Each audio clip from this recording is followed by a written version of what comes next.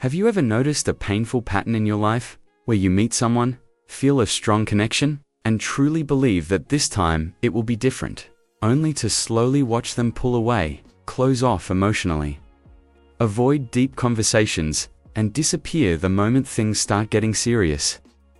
And once again, you find yourself asking the same painful question: why do I always fall for emotionally unavailable people? If this question has ever lived quietly in your heart, then this video is for you. And before we go any further, there is something very important you need to hear. There is nothing wrong with you. You are not weak, and you are not too much. This pattern is not random. It is psychological. And the moment you truly understand it, you gain the power to break. So stay with me until the end. Because what we uncover today may completely change the way you see love, relationships, and even yourself. Let's start by understanding what emotional unavailability actually means. An emotionally unavailable person is not always cold or unkind. In fact, many of them are charming, intelligent, attractive, funny, and even caring in their own way. But emotionally, they keep a distance. They struggle to open up, avoid deep emotional conversations, fear commitment, shut down during conflict, give mixed signals, and often move between being fully present one day and emotionally distant the next.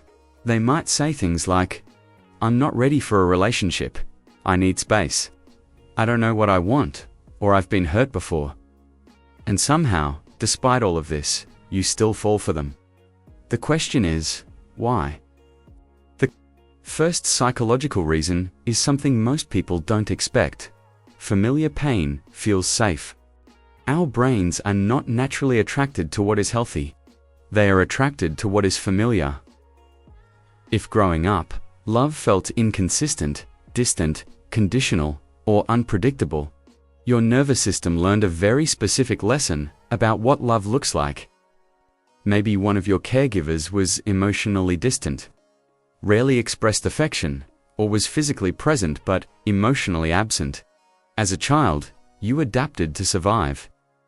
You learned to wait for love, work for attention, stay quiet, and try to become good enough. So now, as an adult, when you encounter someone emotionally unavailable, your brain doesn't recognize danger.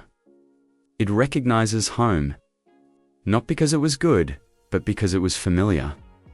This is also why healthy love can feel boring at first. When you meet someone emotionally available, they communicate clearly, show consistency, don't play games, and make their intentions known. Instead of excitement, your nervous system may react with discomfort, thinking something feels off, not because they are wrong, but because your brain is not used to peace. Emotionally available love can feel calm, easy, and predictable. And if your system was trained on chaos, calm feels unfamiliar. So your mind starts asking, where's the spark? When what it's really missing is the anxiety it once confused with love. Another powerful psychological force at play here is something called a trauma bond. Trauma bond forms when love and pain are mixed together, when affection is inconsistent, and when emotional rewards come only sometimes. Your brain releases dopamine when they finally text back, when they show affection after pulling away, or when they briefly open up emotionally. That unpredictability creates addiction, not love. You start chasing those rare moments of closeness, believing that if you just try harder, they will finally choose you. But this isn't romance. This is your nervous system stuck in survival mode. Emotionally unavailable people are also often full of potential. And this is where another trap forms. You don't fall in love with who they are. You fall in love with who they could be. You imagine that once they heal, once they trust you, or once they realize your value, everything will change. But psychology is very clear about one thing. You cannot build a relationship with someone's potential. You can only build it with their present behavior. Love is not about convincing someone to show up. It is about mutual presence. There is also the role of emotional safety. If deep down you don't feel emotionally safe yourself, emotionally unavailable people can feel less threatening. Real intimacy requires vulnerability, honesty, being fully seen, and risking rejection. When someone is emotionally unavailable, you never have to fully open up either. Instead, you stay busy fixing them, chasing them, and overthinking them, rather than facing your own emotional needs. In a strange way, it feels safer to want someone who can't fully have you than to risk being truly seen and possibly hurt. Many people who fall for emotionally unavailable partners carry a deep belief that says, if I am lovable enough, they will change. This belief usually begins early in life, when love felt like something that had to be earned, and affection felt conditional. Being chosen started to feel like proof that you finally mattered. So every emotionally unavailable partner becomes a challenge, and you tell yourself that if they choose you, it proves your worth. But the truth is, your worth was never something that needed to be proven. A part of you is still that younger version of yourself. The one who wanted to be chosen, noticed, and emotionally held. Every unavailable partner reopens that old wound, and subconsciously you think, this time, I'll finally get it. But healing doesn't come from repeating the wound. Healing comes from understanding it. Breaking this pattern doesn't begin with self-blame. It begins with awareness. Start noticing how your body feels around someone. Do you feel calm or anxious?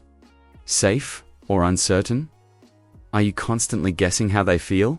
Or do their actions match their words? Your body often knows the truth long before your mind is ready to accept it. Attraction is not destiny. Attraction is conditioning, and conditioning can be changed.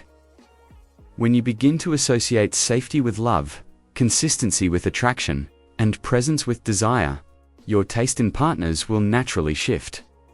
Slowly, gently, and without force. And here's something important to remember. You don't need to be perfectly healed to choose better relationships. You only need awareness, boundaries, and self-respect. Choosing differently is part of healing itself. Emotionally available love doesn't feel chaotic or confusing. It feels calm, safe, warm, and steady. It doesn't make you question your worth. It doesn't disappear when things get real. It stays. So if you've fallen for emotionally unavailable people again and again, it does not mean you are broken. It means you learned how to survive early in life, adapted to emotional distance, and are deeply capable of love. Now, it's time to redirect that love toward yourself. Because the moment you stop chasing people who can't meet you emotionally, you create space for someone who can. And, even more importantly, you become that safe place for yourself. You were never asking for too much. You were just asking the wrong people. And once you learn the difference, your entire love story changes.